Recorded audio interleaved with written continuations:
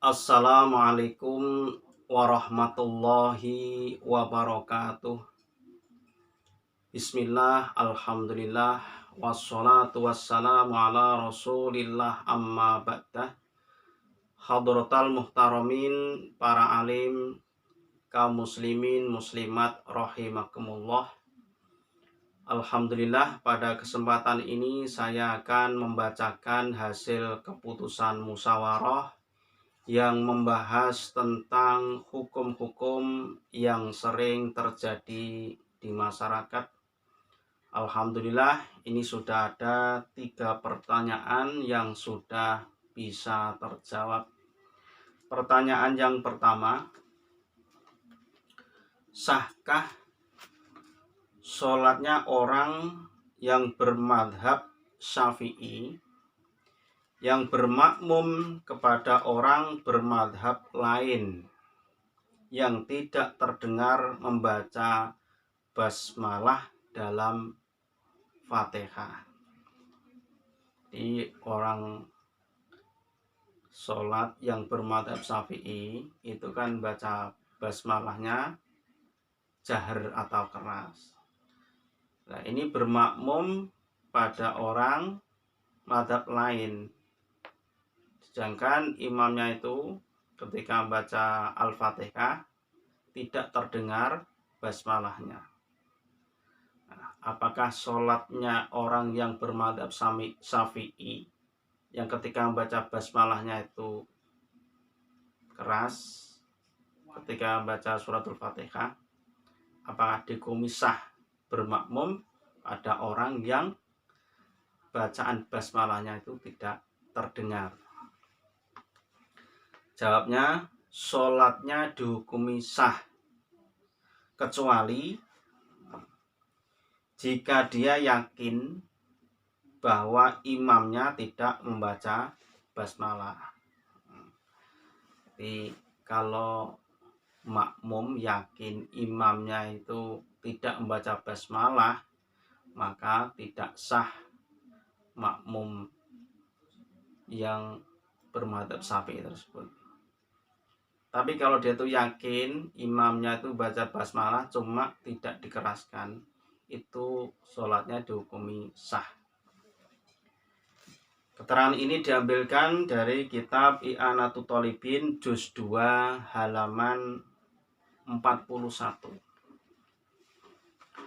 Wa ibaratuhu walau syakka syafi'iyun fi idyanil mukhalif bil wajibati indal ma'mumi lam yuksir fi sihatil iktida'i bihi tahsina lidhani bihi fi tawaqqil khilaf fala yadhuru adamul i'tiqadihil wujub qauluhu walau syakka syafi'iyun ila akhirih kharaja bisak ma idza tayaqqana tarkahu li ba'dil wajibati kal basmalati bi an sami'u yasilu takbiratat taharumi awil qiyami bil hamdalati fa innahu yusiru fi sihatil iktida'i bihi.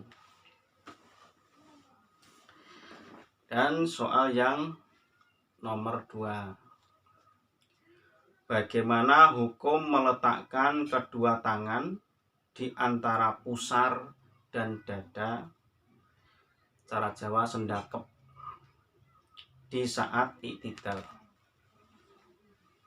Pada waktu i'tidal, sami Allahu liman hamidah, tangannya ditaruh bawah dada di atas pusar, itu hukumnya bagaimana? Nah, ketika sami Allahu liman hamidah, jadi bangun dari rukuk itu kan mengangkat tangan, sami Allahu liman hamidah, tangan tidak dilepaskan tapi tangan ditaruh bawah dada lagi di atas pusar, yaitu hukumnya bagaimana? Jawab, hukumnya tidak sunnah, bahkan disunahkan melepaskan kedua tangan. Jadi yang sunnah itu melepaskan dua tangan.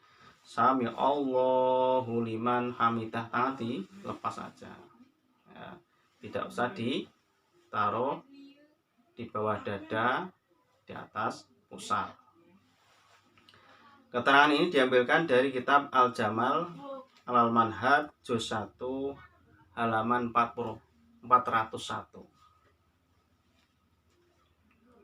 Wa ibaratuhu amma zamanul iktidali fala yajma'uha tahta sadrihi bal yursiluhuma sawa'un kana fi dzikril iktidali au ba'dal faraghi minal kunut. Dan soal yang nomor 3.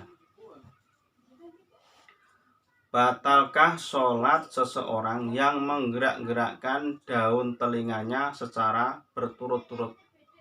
Kan dia itu kadang ada orang itu bisa menggerakkan daun telinga gerak dengan berturut-turut, apakah sholatnya batal? Menggerakkan biasanya telinga bisa digerakkan sendiri, bukan menggunakan tangan ya, digerakkan. Nah, tapi menggerakkannya secara berturut-turut, apakah bisa membatalkan sholat? Jawab, sholatnya tidak batal karena termasuk gerakan yang ringan.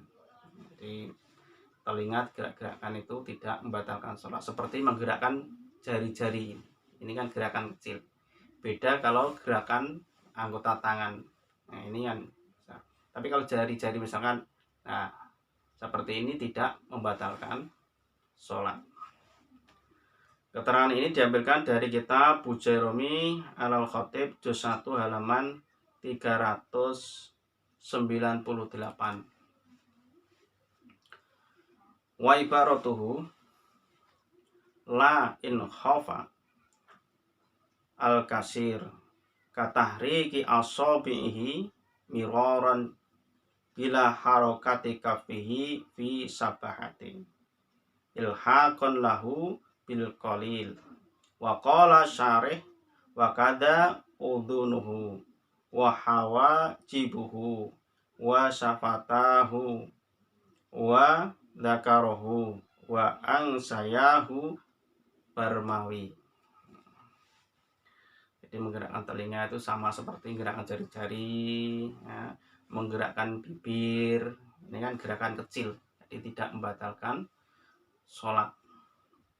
Terima kasih, semoga keterangan ini bisa menambah wawasan kita, bisa menambah ilmu kita, dan kita bisa mengamalkannya. Dari saya cukup sekian. Wallahu muwaffiq ila aqwamit thoriq. Wassalamualaikum warahmatullahi wabarakatuh.